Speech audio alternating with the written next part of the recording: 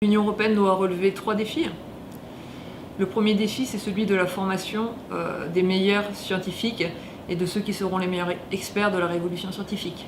Aujourd'hui, elle a les universités, la France notamment a les universités, les grandes écoles pour former parmi les meilleurs spécialistes de l'intelligence artificielle. On peut penser à Yann Lequin, des mathématiques, mais elle ne sait pas véritablement leur offrir les opportunités pour qu'ils viennent s'installer et qu'ils restent en France. Yann Lequin a pris la tête du laboratoire d'intelligence artificielle de Facebook parce que, sans aucun doute, il y trouvait beaucoup plus d'opportunités pour pousser extrêmement loin sa recherche que ce que pouvaient lui offrir des laboratoires français ou des laboratoires européens.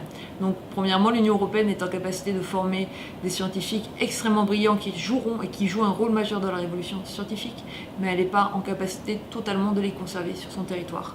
Le deuxième défi, c'est celui de sa capacité à construire une véritable politique industrielle en matière de révolution scientifique. En matière de révolution scientifique, il faut se donner un certain nombre d'objectifs et se donner les voies et les moyens d'atteindre ces objectifs.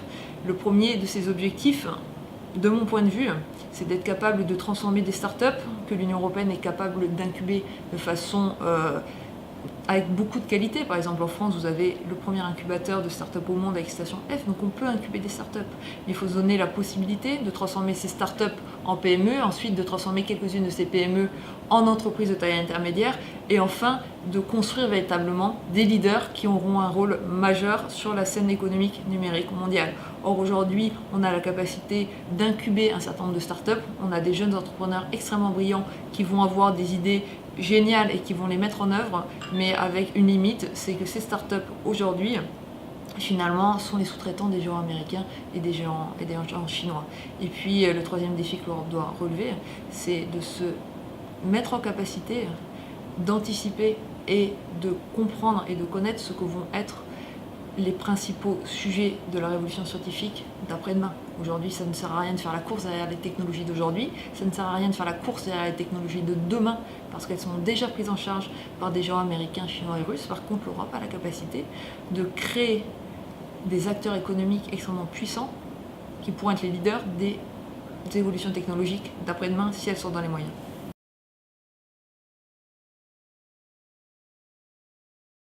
Non, parce que en réalité, la libre concurrence, ce sont aussi des principes qui sont appliqués par les États-Unis, pour ne prendre qu'un exemple. L'Union européenne, sa législation en matière de libre concurrence, c'est une force, que ça fait partie de son identité. Par contre, vous pouvez très bien avoir une législation en matière de libre concurrence et une stratégie politique industrielle. Ce qui fera la force d'acteurs économiques européens demain, c'est véritablement qu'ils puissent s'inscrire dans une stratégie industrielle. C'est pas qu'on se mette à refermer pour essayer de jouer un rôle majeur dans la révolution scientifique nos frontières et qu'on ait une politique protectionniste. On peut avoir en Europe une stratégie industrielle qui permette de faire émerger des acteurs majeurs tout en respectant ce qui fait partie de notre identité, les politiques de libre concurrence.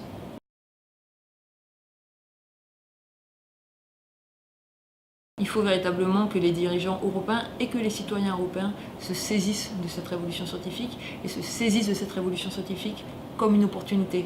On voit aujourd'hui que la révolution scientifique fait peur à beaucoup de citoyens européens et ne constitue pas véritablement une priorité de beaucoup de dirigeants européens. Il ne faut pas que les citoyens aient peur par rapport à cette révolution scientifique. Bien sûr, cette révolution scientifique entraîne des bouleversements dans leur quotidien, entraîne des bouleversements dans nos rapports sociaux, dans nos rapports sociétaux, dans nos équilibres économiques.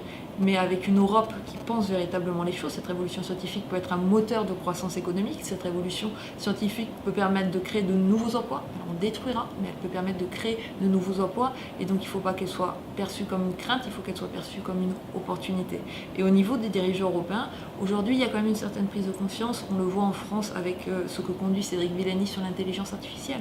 On a une capacité, si on le veut, de se positionner comme un acteur majeur de ce domaine qui est véritablement le domaine d'avenir. Il ne faut pas craindre aujourd'hui l'intelligence artificielle comme quelque chose qui ferait dans un scénario de science-fiction que les robots prendraient le dessus sur les hommes, mais comme une opportunité technologique dans laquelle la France peut s'insérer, dans laquelle l'Europe peut s'insérer, qui peut être un vecteur de progrès social, qui peut être un vecteur de progrès économique. Il faut accompagner non seulement les acteurs économiques européens dans cette voie, mais surtout il faut accompagner les citoyens français et les citoyens européens dans cette voie pour qu'ils la voient et pour que le progrès qu'elle peut amener leur bénéficie et pas comme quelque chose qui serait un danger pour leur quotidien ou pour leur travail.